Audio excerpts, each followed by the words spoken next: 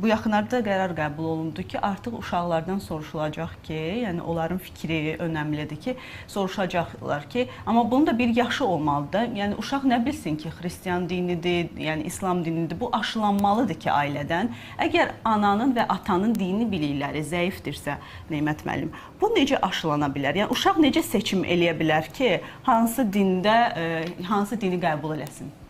Bax, birincisi, devlətimizin qəbul etdiyi o qərar həqiqətən doğru qərardır. Çünki biz tolerant devlət olaraq, bütün inanclara eyni şəkildə yanaşan bir devlət olaraq və bütün hər kəs öz inanclarını rahat bir şəkildə yaşayan bir toplum olaraq bu qərarın alınmasını alqışlayırıq əslində. Çünki İslam da deyir ki, lə ikraha fid-din, dində məcburiyyət yoxdur.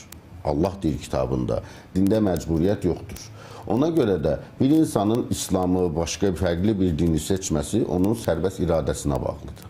Amma gənclərimizi, hələ az yaşlı evlatlarımızı biz seçim qarşısında buraxmaq məcburiyyətində deyilik. Sadəcə onları məcbur edə bilmərik. Biz ailə olaraq, fərdlər olaraq birinci növbədə yaşayaraq çatdırmalıyıq. Yaşayaraq deyərkən də bu mütləq İslamı yaşayacaqsan, ilahiyyatçı bir həyat yaşayacaqsan anlamında deyil.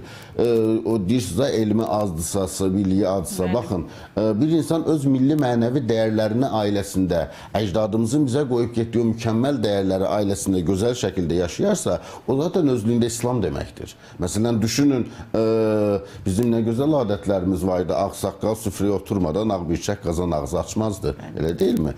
Ağsaqqal oturardı süfrəyə, ağbirçək yemək çəkərdi, ağsaqqal çörək götürər, bismillah deyib çörək bölərdi.